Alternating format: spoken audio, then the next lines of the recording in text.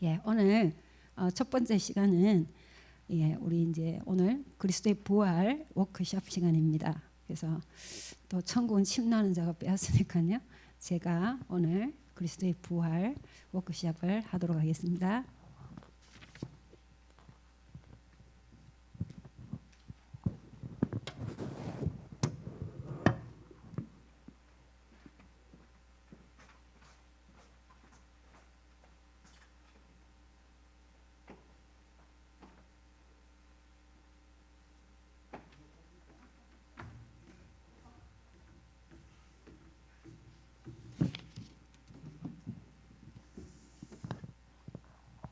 오늘 또 그리스도의 부활을 워크숍 하게 해주셔서 너무나 감사한데요.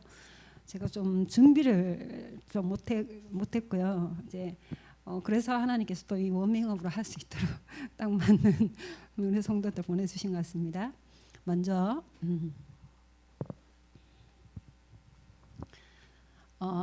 우리가 받은 이 구원의 복음 도표 이것은 오직 예수 그리스도로만 회복되는 하나님 나라에 관한 복음입니다. 이것은 사도행전 28장 31절에 사도 바울이 예수 그리스도에 관한 모든 것을 거침없이 담대하게 가르친 그것이 바로 이 내용입니다. 사도 바울이 예수 그리스도에 관한 모든 것을 무엇을 가르쳤겠습니까? 바로 예수 그리스도의 십자가입니다. 예수 그리스도가 십자가에 죽으신 이 사건은 바로 그리스도의 사건입니다. 하나님이 그리스도를 이 땅에 보내서 하나님 나라가 회복하는데 그리스도가 아니면 절대로 이 땅에 하나님 나라를 회복할 수가 없습니다. 그래서 그리스도를 통해서 이 땅에 하나님 나라 임하게 하신 것입니다. 이 그리스도가 부활하셨습니다. 부활하신 것은 바로 우리의 주가 되려 하신 것입니다. 이 예수님이 하나님 보좌 우편에 승천하셔서 본격적으로 왕 노릇을 하고 계십니다. 눈에 보이지 않게 우리와 늘 함께 하시다가 눈에 보이도록 다시 이 땅에 오시는데 그때는 재림주로 모든 것들이 다시 심판을 받기 위하여 부활하게 됩니다. 그날이 바로 V-Day, 이 땅에 하나님 나라가 완성되는 V-Day입니다. 이 하나님께서 예수 그리스도로 말미암아 이 어두운 가운데 있는 세상 속에 하나님 나라가 임하도록 그래서 그리스도가 통치하시는 이 축복이 예수 그리스도의 복음 138의 언약의 복음입니다. 오늘은 이 부활하신 그리스도의 부활에 대해서 워크숍을 하도록 합니다. 그리스도의 부활.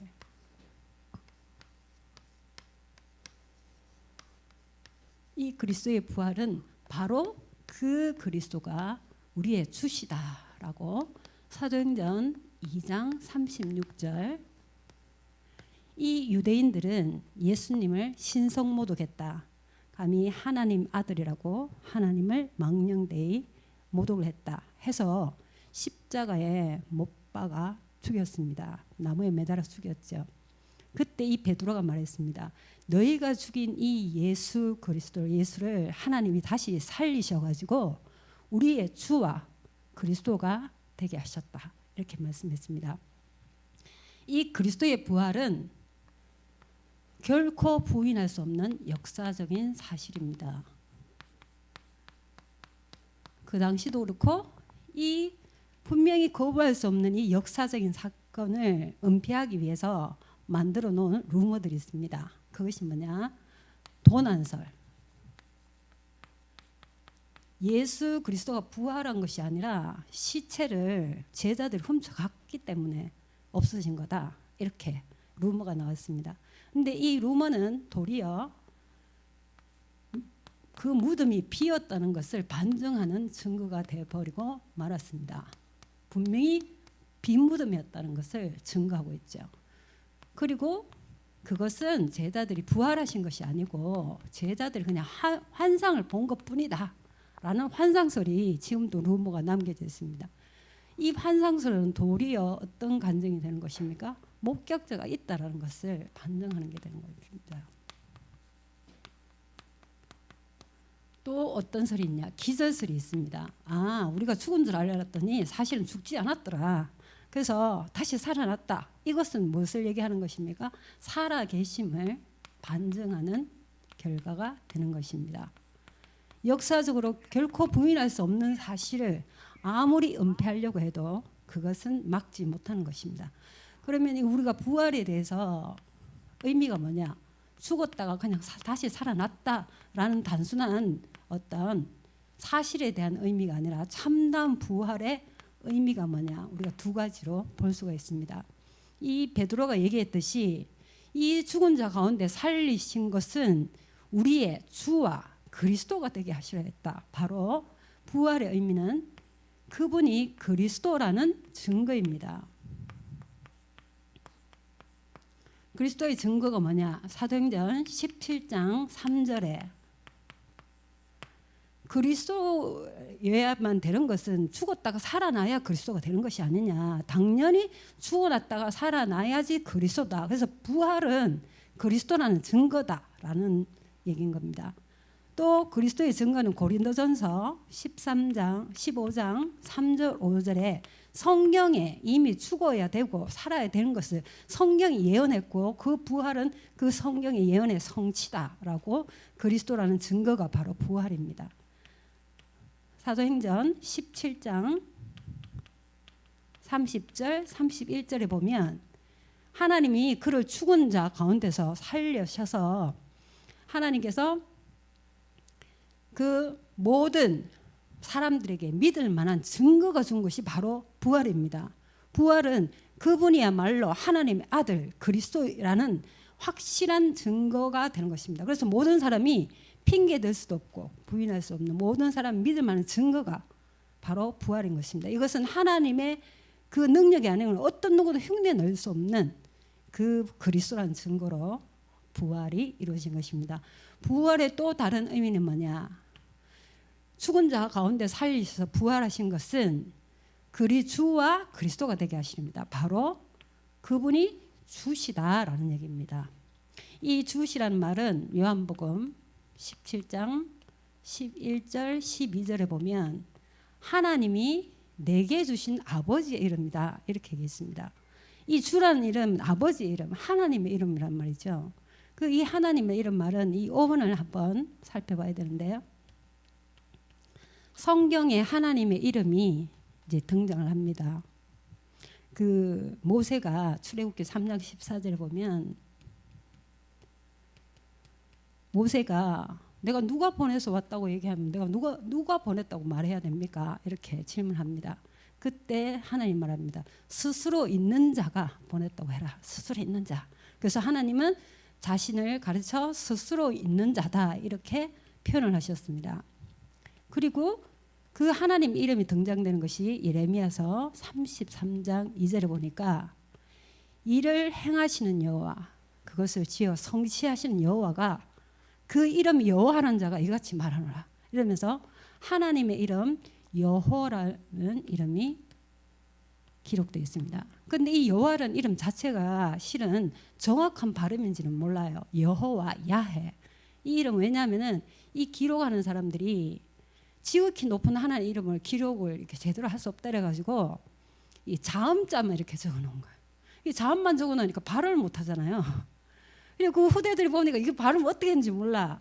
그래가지고 막 이렇게 이제 나온 이름이 정확한지 아닌지 모르지만 여호와라고 그 이제 대충 모음을 붙여가지고 불렀던 거예요. 그러니까 이제 여호와 이러는데 그 후세들도 보면서 여호와 하나님 이름이 딱 나오니까 이 죄인된 우리가 어떻게 망령된 하나님 이름을 막 부르고 쓰겠냐 이래가지고 이제 뭐 이렇게 어정쩡하게 하니까 굉장히 불편하잖아요. 그래서 대체하는 이름이 나온 거예요. 그 대체하는 이름이 히브리어로 바로 아도나이 이렇게 불렀습니다. 이 아도나이를 70인역 이제 헬라어로 번역하려고 보니까 이 아도나이가 번역해 보면 헬라어로는 큐리어스 이렇게 되는 거예요. 이게 영어로 하면은 로드. 이 번역을 중국어로 하니까 그야말로 주인 주자 주가 되는 거죠. 이렇게 원래 이 큐리어스 주라는 이름은 바로 하나님께 붙여진 이름이에요. 그런데 이 예수님이 부활하시고 제자들에게 나타나셨는데 그 제자들이 부활하신 주님을 보고 어떻게 부르냐? 주라고 부르는 거예요. 요한복음 20장 28절 29절에 보니까 도마가 내가 보지 않고는 절대 못 믿어. 내가 뭐 너희들이 한번 봤다 해도 내가 안 보면 못 믿어. 뭐 이렇게 했어요. 막 그러고 있는데 주님이 그런 도마에게 나타나신 거야. 이 손가락을 보면서 야 너 봐 이러니까 도마가 우리 목사님 도마가 너 봤겠냐면 너 봤겠냐 묻더라고요. 거기는 기록에 너 봤다는 기록 없고 너 봤겠어요? 양심상 자기가 막 했는 말을 주님이 딱 알고 자 이제 너 넣고 너 봐라 너 보고 믿어라 이러는데 그 자리에서 도마는 완전히 깨그러진 거죠. 그러면서 그 도마가 주님을 보면서 주님 나의 주시오 나의 하나님이십니다 이렇게 고백한 거죠. 주십니다 이렇게. 사실은 이 이름은 바로 하나님 이름인데 아버지께서 내게 주신 하나님의 이름이신 것입니다. 이 주가 로마서 14장 8절 9절에 보니까 바로 이 예수 그리스도 부활하심이 왜 부활하신 주된 목적이 뭐냐? 산자와 죽은 자의 주가 되려 하심이라. 주가 되시기 위해서 십자가에서 죽으시고 우리의 주인 되시러 부활하신 거죠. 이 예수님이 바로 로마서 10장 9절 10절에 보니까 모든 입으로 예수를 주라 신하겠다. 빌립보서 2장 9절에서 11절에 보니까 하늘에 있는 것이나 땅 아래에 있는 것이나 땅에 있는 것이나 모든 이름이 예수 이름에 무릎을 꿇고 그 예수를 주라 신하여 하나님께 영광 돌리게 하기로 하셨다. 그래서 예수를 주라고 우리는 부르는 것입니다. 이 주님이시 당연히 모든 만물 28장 18절 보니까 주인이시기 때문에 하늘의 권세, 땅의 권세를 가지시고 우리와 함께 하시는 것입니다. 이 주님이 당연히 하늘의 권세, 땅의 권세를 가지셨기 때문에 사도행전 10장 36절 이분은 모든 만유의 주가 되십니다. 로마서 11장 36절 만주의 주가 되시고요. 계시록 19장 16절 만왕의 왕이 되십니다. 계시록 1장 20절 보면 만국을 통치하시지만 7별을 붙잡으시고 7촛대 사이로 다니시면서 모든 교회를 통치하시는 주님이신 것입니다. 이 예수님이 우리의 주가 되려 우리에게 오셨습니다. 그러면 이렇게 우리의 인생 속에 우리의 주가 되시려 오셨는데 이 주님을 내 안에 주인으로 모시는 것 자체를 우리가 뭐라고 부릅니까? 바로 영접이라고 합니다. 한마디로 영접이라는 것은 우리 안에 주인으로 오신다는 것인데 이것은 다시 표현하면 주권이 전이 된다라고 말하는 것입니다. 주권이 전이 된다는 건 뭡니까? 주인이 바뀐다는 건데요. 우리가 인간이 이 세상에 탁 태어나는 순간 그런 태어나는 인간을 우리가 자연인이라고 일단 합니다. 우리가 태어나면 인간은 내 인생의 주인이 나입니다. 사실은 내 인생의 주인이 나지만 이 내 인생의 주인이 나라는 것 자체가 이미 사단 소속 안에 태어나서 사단의 지배를 받고 사단의 종 노예된 인생이라는 것입니다. 왜? 이 세상이 바로 세상 임금 사단이 다스리는 사단의 나라이기 때문입니다. 이 결국은 내가 주인 된 이상 사단에게 잡힌 종노릇 하게 되고 나는 그의 종이 되는 이런 상황입니다. 이것은 뭐냐? 너희는 너희 아비 마귀에서 났다. 아비가 마귀예요. 마귀 소속이에요. 이렇게 주권이란 말이 뭡니까? 사단이 주권자가 되어 있는 거예요. 여기서 영접이라는 말은 주권 전이라는 말인데 통치자가 달라지는 거예요. 통치자가 이 사단이었다가 하나님의 나라로 주권이 전이되는 것이 바로 영접이라는 건데요. 그럼 하나님 나라를 어떻게 들어가느냐? 마태복음 4장 17절 회개하라. 천국이 가까웠다. 천국 하나님 나라가 가까웠다. 회개하라. 회개할 때 우리가 여기서 벗어나는데 회개라는 게 뭡니까? 깨닫고 돌이키는 걸 말합니다. 근데 뭘 깨닫느냐? 뭘 깨닫냐면 내가 소속된 이곳이 바로 사단의 나라에 내가 사단의 종으로 있었구나라는 걸 깨닫는 것입니다. 이것을 깨닫고 돌이키는 것이 회개입니다. 회개. 그런데 이 회개를 했다고 여기서 빠져나오는 게 아닙니다. 회개를 하지만 마가복음 1장 15절 회개하고 믿으라 이랬어요. 뭘 믿느냐? 바로 회개하고 복음 그리스도를 믿는 것입니다. 그때 우리가 하나님 나라로 옮겨지게 되는 것입니다. 이렇게 이 하나님 나라로 가게 되면 이 예수 그리스도께서 우리 안에 들어오십니다. 근데 어떻게 들어오십니까? 주인으로 들어오시는 것입니다. 나는 바로 하나님 나라의 자녀가 하나님의 자녀가 되는 것입니다. 하나님의 자녀는 하나님 나라 속에 백성이 되는 것이죠. 이 예수 그리스도를 요한복음 1장 12절 영접하는 자 곧 그 이름을 믿는 것입니다. 그 이름을 믿는 자들에게는 하나님 자녀가 되고요. 계시록 3장 20절 내가 문 밖에 서서 두드리노니 누구든지 내 음성을 듣고 문을 열면 내가 그에게로 들어가 그로 더불어 먹고 그는 나와 더불어 먹으리라. 이 예수님을 내 안에 주인으로 모시고 마음으로 믿고 입으로 뭘 신하냐? 예수님이 나의 주인이십니다 라고 고백하는 것입니다. 이런 자들 속에는 이미 이제 예수님을 주인으로 모셨기 때문에 그 안에 주인이 바뀌게 되는 것입니다. 이 주인이 바뀐 삶은 어떻습니까? 바로 빌립보서 1장 6절 착한 일을 시작하신 이가 그리스도의 날까지 이루가십니다. 시작과 모든 끝을 바로 그분이 주인 되셔서 하시는 것입니다. 이분이 빌립보서 2장 13절 행하시는 분은 하나님이시니 이제 내 안에서 행하시는 분도 바로 내 안에 들어오신 주인으로 오신 그분이십니다. 그분이 빌립보서 4장 13절 나는 비록 연약하고 부족하지만 내 안에 능력 주시는 자 안 나는 이제 능력 주시는 자 안에 거하게 됩니다. 빌립보서 4장 19절 우리의 모든 필요를 채우시는 분이십니다. 그래서 이 하나님 자녀의 삶의 방법은 베드로전서 5장 7절 8절 무엇이든지 그분에게 맡기는 것입니다.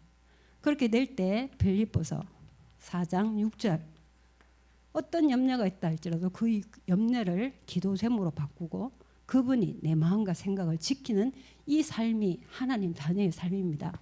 이 삶을 사는 자들은 하나님께서 제자라 일컬으십니다. 이 삶이 계속 우리가 성화되어지고 시간이 갈수록 그분이 나의 모든 삶을 주장하시면서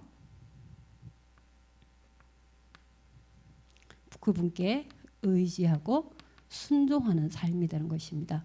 내 안에 오직 성령의 충만함으로 살아가는 것이 제자입니다. 제자는 마태복음 4장 19절 나를 따라오는 자가 제자입니다. 그냥 따라가는 게 아니라 누가복음 9장 23절 누구든지 나를 따라오려거든 자기를 부인하고 자기 십자가를 지고 따라가는 삶입니다. 이 삶은 고린도전서 15장 10절과 같이 나의 나 된 것은 하나님의 은혜다. 하나님의 은혜로 살아가는 삶입니다. 이 삶은 고린도전서 10장 31절과 같이 우리가 먹든지 마시든지 무엇을 하든지 내가 살아가는 이유는 하나님께 영광 돌리는 삶이 제자의 삶입니다. 이 제자의 삶을 통해서 하나님이 부활하신 주님이 우리의 주인으로 우리와 함께 하시는 것입니다. 그러면 여기서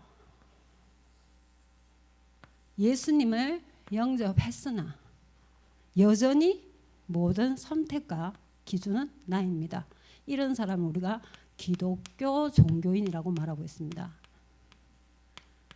기독교 종교인의 삶은 뭐냐? 고린도전서 3장 1절에서 4절과 같이 육신에 속한 삶입니다. 육신에 속한 삶은요, 스스로 자기를 드러내기를 원합니다. 자기 만족, 그리고 자기의 어떤 유익을 위해서 살아갑니다. 이런 사람들은 자기가 우상이기 때문에 늘 자리만을 찾고 있습니다. 그러면 어떻게 됩니까? 교회 안에서도 남을 정죄하고 비판하고 시기하고 질투하다가 결국은 분쟁을 계속 일으키는 그야말로 육신에 속한 자의 삶을 살아가는 것입니다. 이런 사람은 여전히 12가지 이 인생 문제에서 벗어날 수 없는 그런 삶을 살아갑니다. 여기 이 자연인도 마찬가지로 사단의 함정, 틀, 올무 속에 빠져나올 수 없는 12가지 인생, 근본 문제, 함정 속에 빠진 문제, 오래된 틀에 갇힌 문제, 개인에만 6가지 시간표에서 빠져나올 수 없는 문제가 이 기독교 종교인에게도 그대로 임하게 되는 것입니다. 여기서 우리가 하나님의 나라를 좀 보도록 하겠습니다.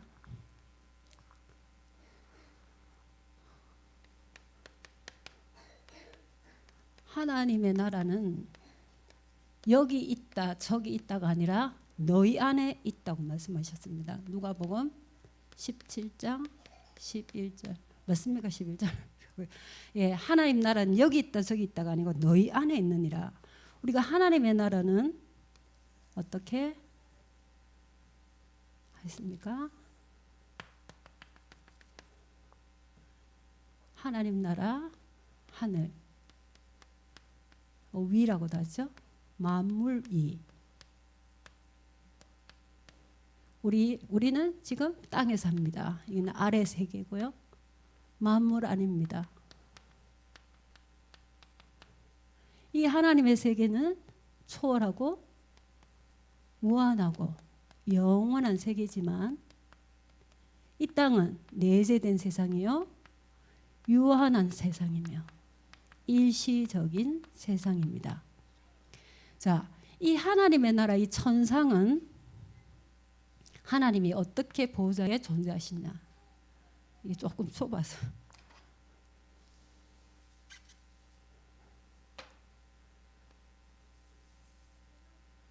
이 칠판이 처음에 굉장히 커 보였거든요. 목사님 얼마나 더 적으려고 저렇게 큰 걸 사셨나 그랬었어요. 그랬는데 제가 이게 보니까 좁아 이제 이게. 왜냐하면 이 복음도표나 이 복음이 너무 제가 이렇게 날이 갈수록 중요한 것을 느끼니까요. 이 좁은 거 이게. 그래서 하나님이요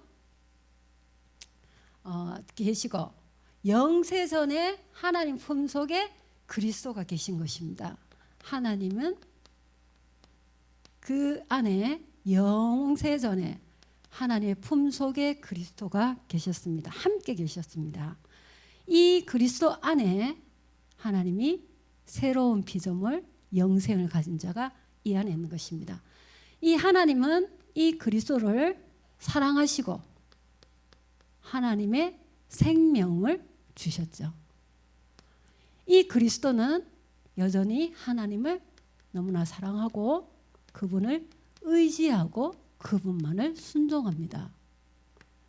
이 안에 하나님의 그리스도 안에 영생 가진 자가 있습니다. 이것이 뭐냐? 천상의 실존입니다. 우리 에베소서 2장 6절에 보면 허물로 죽은 우리를 그리스도와 함께 살리셨고 또 일으키사 함께 하늘에 앉히시니, 그게 과거형으로 되어 있잖아요. 예수 그리스도로 말미암아 구원받는 순간 창세전에 우리를 영생주의로 작정된 자의 실존에 대한 욕이 있는 거예요. 우리가 구원받는 순간 우리는 이미 이 안으로 들어가게 됩니다. 이거는 이미 그리스도 예수 안에서 우리의 천상의 실존, 이 실존 안에 우리가 있습니다. 여기에 있는데 우리가 이 땅에 모형이 뭐냐?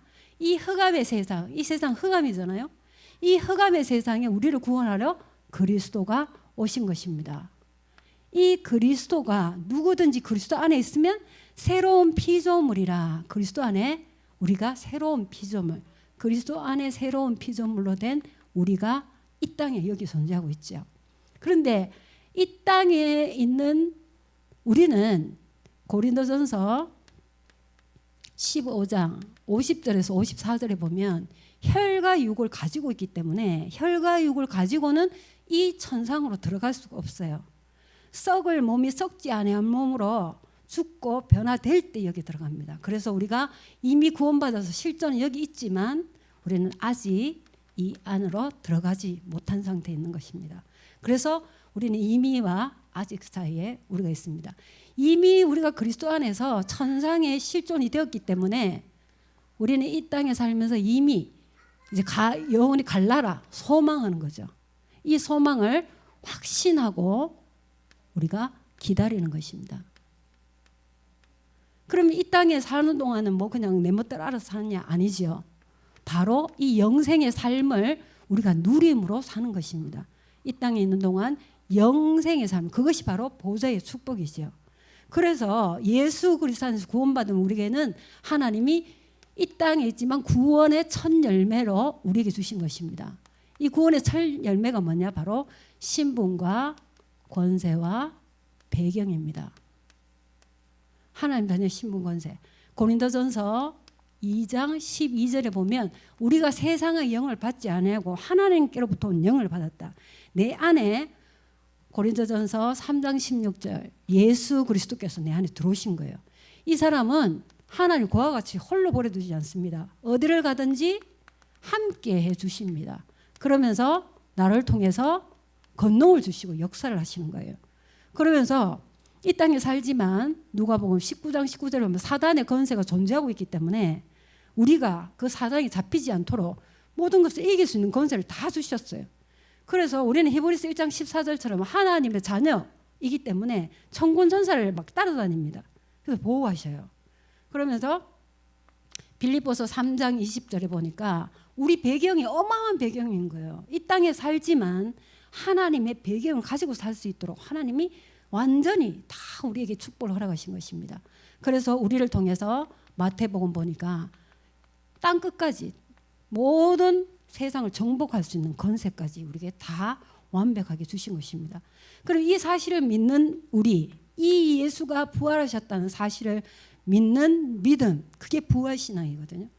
우리가 예수님 부활한 걸 믿어요 하는 그냥 입으로 믿어요 하는 것이 부활신앙이 아니라 믿는다는 믿음의 내용이 있지 않습니까? 뭘 믿냐 말이죠. 나 예수님 부활한 걸 믿어요. 그냥 역사적인 사건을 믿어요. 그거는 부활신앙이 아니에요. 그냥 객관적인 사건이에요. 예수라는 걸 역사책에도 얘기하고 있습니다. 예수가 그냥 사기꾼이고 안 살았고 죽었다 그러면 역사책에 어떻게 위인으로 기록돼요? 그거 대인류를 상대로 가지고 사기친 사람이지. 그렇죠? 성인이래요. 왜 성인의 반열석에 들어갔습니까? 석가처럼 뭐 훌륭한 얘기를 남긴 것도 아니고 사람들이 도저히 이해할 수 없는 말을 했는데 그분이 성인이래. 그죠? 근데 그것을 우리가 역사적인 사실을 믿는 게 부활을 믿는 게 아니에요. 우리가 부활을 믿는다고는 부활 신앙을 믿어야 됩니다. 부활 신앙이 뭐냐? 바로 요한복음 20장 28절 29절 도마가 뭐라 그랬습니까? 나의 주시오 나의 하나님이십니다 라고 고백을 한 거예요. 이 사실을 믿어야 하는 겁니다. 그리고 마태복음 28장 18절 하늘의 권세 땅의 권세를 다 가지고 계신 그분을 믿는 것입니다.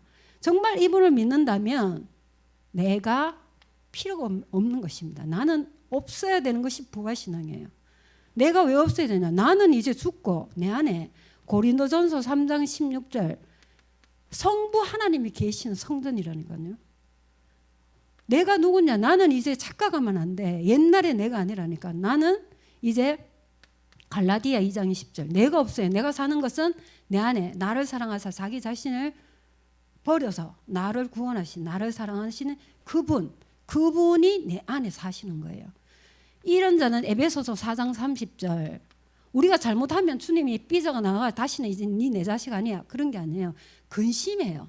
우리가 하나님 막 떠나서 막 내 멋대로 개차반으로 살면 근심하시는 거예요. 계속 근심하시는 거예요. 그러면서 그분이 그렇지만 구원의 날까지 나를 딱 봉인해놨기 때문에 사단이 건드리지 못하는 존재입니다. 그것이 바로 뭐예요? 성삼위 하나님 나와 함께 하시기 때문에 더 이상 내가 필요 없는 것이 부활신앙입니다. 내 주장 필요합니까? 안 필요해요. 왜 안 필요하냐? 요한복음 14장 16절 17절 주님이 매일 나와 함께 하시고 나를 인도하시는데 내 주장이 필요가 없죠. 이분이 어디로 가든지 나와 함께 하시고 요한복음 16장 13절에 보니까 진리의 영이 내한테 오셔가지고 깨닫게 하시고 미래일 장래일까지 다 알게 하시는데 뭐 내 주장할 게 필요가 없죠. 내 색깔 전혀 필요하지 않습니다. 왜? 우리가 내 색깔 낼 필요가 없어요. 주님이 완벽하게 데살로니가전서 1장 3절에 보면요. 믿음에는요 반드시 그냥 역사가 일어납니다. 내가 믿는데 막 숨어서 믿으려 해도 그렇게 안 돼요. 진짜 믿는 자는요 막 숨기려 해도 숨길 수 없는 역사가 일어납니다. 사랑하기 때문에 수고를 하게 돼요. 뭐 수고해가 막 내가 이렇게 했는데 막 못 알아서 그거는 싹시예요. 싹. 그는 종의 영을 받았기 때문에 자꾸 그런 생각하는 거예요. 우린 종이 아니에요. 하나님 아버지 자녀 양자인데 내가 왜 종같이 그럽니까? 그럴 필요가 없어요. 사랑에는요 그냥 예수님이 나를 위해서 죽어 주시기까지 했잖아요. 그게 사랑이에요. 우리가 교회 안에 많은 사랑 뭐 수고를 한다? 그 수고가 아니야. 왜? 더 하고 싶은 거예요. 더. 왜? 사랑하면 그렇습니다. 그죠? 소망이 있으니까 우리 지금 찌질한 집에 살아도 괜찮은 거. 곧 있으면 어마어마한 집이 있는데 뭐 지금 잠깐 이거 대합실이 막 이상하게 지어졌다고 막 비극적으로 슬퍼하는 사람이 있습니까? 잠깐 있다가 갈 건데 뭐 대합실이야 뭐 상관이 없죠. 그래서 소망에는 인내. 이것이 나의 색깔입니다. 그러면서 5절 보니까요. 성령과 능력과 큰 확신이라고 얘기했습니다. 이것이 내 색깔이에요. 생각해 보세요. 이 색깔을 가진 자가 내 주변에 있다. 내 주변에 착 있다. 얼마나 든든합니까? 그렇죠? 그런 사람은 시기 질투 할 일이 없죠. 그래서 우리가 교회 안에 우리 엄마만 복음을 받은 우리만 정말로 이렇게 회복되면요. 아무 문제가 없을 뿐만 아니라 우리가 정말로 그죠? 이 육신에 속한 자는 교회 와서 힘 다 빼요. 서로 갈등하고 뭐하고 이랬다 다 빼고 세상에 가서는 넉다운 데가 나가는 거예요. 그게 얼마나 우스운 일이에요. 그죠? 사실 그 반대거든요. 이 안에 와서 이 어마어마한 이 부활 신앙으로 넘쳐나면 이 안에서 어마어마한 에너지를 공급받고 나가서 그걸 다 써야 돼. 그렇잖아요. 애들이 왜 뛰다닙니까? 어마한 에너지가 안에 있는데 이걸 써야 되니까. 우리가 억지로 지교회 하러 가네요. 이 안에서 하나님이 이게 막 풍성해지면 나가고 안 하면 병나. 빛을 안 비추면 병난다니까요. 예, 진짜 그렇습니다. 그걸 맛을 봐야 되지. 가르쳐서 해보겠다. 막 힘내고 우리 한번 해보자. 한다고는 절대 안 돼요. 오래 용서부터 안 되는 거예요. 그래서 우리가 예루살렘 떠나지 말라는 것은요. 뭘 하기 이전에 이게 막 차고 넘칠 때까지 기다려야 되고 그거 하기 위해서 집중해야 되는 거예요. 이것이 내 능력으로 될까요? 절대 안 되죠. 하나님 너무 잘합니다. 내 능력으로 안 되고 또 내 능력으로 되면 안 돼. 그게 부활입니다. 우리가 예수님 부활하심을 믿습니다 하는 것은 내 능력이 아니라 빌립보서 4장 13절 능력 주시는 자 그분에 의해서 나오는 힘입니다. 사도행전 1장 8절 그래서 주님이 딱 하나만 명령했죠. 오직 성령 네가 오직 성령 되면 권능받아. 그 외의 힘은 다 헛것이야. 부활을 정말 믿습니까? 부활을 믿는다면 이게 딱 돼야 되는 거예요. 이것이 믿음의 내용입니다. 그런데 사단은 우리가 부활 믿음 가지고 계속 승리하는 것을 가만히 보고 있겠습니까? 사단은요, 딴 데는 힘 안 내는데 불신앙에는 자기 것으로 힘내요. 그래서 우리가 주의사항이죠. 이 사단의 방해를 어떻게 하는지 알면은 뭐 게임 끝이지. 그죠? 아니 저게 전략을 다 하는데 뭐 굳이 일부러 속을 리는 없잖아요. 사단은 방해합니다. 속임수. 그래서 우리가요 왜 사단에 대해서 자꾸 얘기하냐? 뭐 사단의 뭐 친구가 왜 자꾸 사단 얘기하나? 이렇게 그게 아니에요. 이 적을 잘 알면 적이 우습게 보이는 게 우리 잘 모르니까 두려운 거예요. 우리가 죽는다는 것도 진짜 하나님 나라 가는 거 100% 하시면 하나도 죽음 두렵지가 않고 막 너무 죽고 싶은 거죠. 근데 잘 모르겠다 하면 자꾸 두려운 거예요. 우리 복음도 자꾸 두려운 이유가 복음을 진짜 알아보면 안 두려운데 잘 모르니까 아유 복음 도표 많이 하면 나한테 일 많이 시킬 건가? 내 은혜 많이 받으면 또 표 내면 막 나한테 뭐 시킬 거야 이러면서 일부러 막 표를 안 내시는데 그러지 마시고요. 이 사단의 방해를 우리가 잘 알면 우리가 속지 않죠. 예, 우리 이제 자꾸 사단한테 속았다 하지 말고요. 속이로 사단이 왔는데 내가 한 방에 완전 꺾어버렸어. 이렇게 하면 됩니다. 그래서 우리가 한번 사단에 그래서 저는 우리 목사님이 해주신 이 복음 도표가 너무 행복해요. 시간이 가면 우리가 인간인지라 같은 지식을 몇 번 들으면 나중에 지겹고 나중에 짜증나거든요. 근데 이 지식일 때는 그렇습니다. 근데 이게요 활용될 때는 어마어마한 자원이거든요. 그래가지고 사탄이 가장 뭘 갖고 옵니까? 죄잖아요. 죄의 유통 과정이라고도 하죠. 이것은 우리 믿는 자들에게요 속임수인데요 계속 유혹합니다. 또 유혹할 뿐만 아니라 우리에게 시험을 갖다 주고요. 또 여기 안 되면 계속 우리 핍박 줍니다. 그래서 우리는 핍박받으면 어때요? 육신에 있는 이 세상은 고통스럽죠. 하지만 사단은 결코 우리를 넘어뜨리지 못합니다. 사단은요 어마어마한 힘이 있는데 그 힘이 뭐냐? 죄의 세력입니다. 죄의 세력을 가지고 있어요. 세력이라니까 힘이 어마하잖아요. 이 사단이 어디에서 죄의 세력을 부리냐? 옛사람이 뭡니까? 아담 이후로 태어난 모든 원죄가 전가된 그 사람, 그 옛사람의 육신밖에 안 남았잖아요. 영은 가동을 안 하는데 이 사람을 완전히 죄로 영원한 지옥으로 잡습니다. 그래서 이 죄의 본성을 가지고 죄의 몸을 건드립니다. 그리고 왕노릇하지요. 그래서 영원한 사망의 열매를 맺게 하는 것이 사단입니다. 이 사단은요 죄의 세력을 가지고 이렇게 죄의 유통 과정을 가지고 있습니다. 그런데 누구든지 예수 안에 있으면 어떻게 됩니까? 새로운 피조물이고 정죄함이 없고 죄에서 해방되죠. 그래서 우리가 옛사람은 우리와는 상관이 없습니다. 우리 육신이 있는 게 아니죠. 우리는 영의 사람. 이거 육신을 건드리지 못합니다. 우리는 여기에 이제 무관하는 사람입니다. 이걸 건드려가지고 이렇게 해야 되는데 이걸 못 건드리니까 바로 어디를 치느냐? 바로 죄의 몸. 왜? 우리가 아직이잖아요. 그리고 이 땅에 몸을 갖고 있다 보니까 자꾸 이 죄의 몸이 발동하는 거예요. 그러다 보니까 어떻게 됩니까? 이 죄의 몸으로 자꾸 죄짓게 만드는 거예요. 그렇죠? 그래가지고 자꾸 이렇게 되면 어떻게 해요? 성령이 계속 근심하게 되죠, 우리가. 이렇게 되면서 그런데 여기서 또 주의할 사항이 뭐냐면요. 이 사단은 인간에게 율법을 온전히 지킴으로써 여기서 벗어나는 것처럼 속이고 있습니다. 이 속임수입니다. 이 율법은 갈라디아서 2장 19절에 보면 우리는 율법에 대하여 죽었나니 이랬거든요. 율법에 대해서 죽어 있어요. 그런데 이 사단은 자기 주장의지, 결국 뭐냐? 이 옛사람, 자기 주장의지, 자기의 이런 것을 가지고 율법을 지키게 만드는 거예요. 그래서 굉장히 선한 것처럼 보이고 굉장히 선한 열매를 맺을 것처럼 보이지만 이 자기 주장과 자기 의로 이루어지는 율법은 결국은 사망의 열매를 맺고 맙니다. 그래서 부활신앙이라는 게 뭐냐? 진짜 그리스도가 주인된 이 믿음이 부활신앙입니다. 우리가 복음도표 중에서 다 중요한데 이 부활의 주님, 나의 주인 되신 이 그리스도, 이분을 정말 주권전이하는 삶이야말로 우리 삶에 있어서 가장 핵심이지 않나 저는 이렇게 생각합니다. 우리 복음도표 십자가, 부활, 승천, 재림, 이것이 사도 바울이 예수 그리스도에 관한 모든 것을 가르친 것이 바울의 삶이었습니다. 우리 목사님께서 이 계속 복음도표로 이 네 가지 신앙을 가르치고 있잖아요.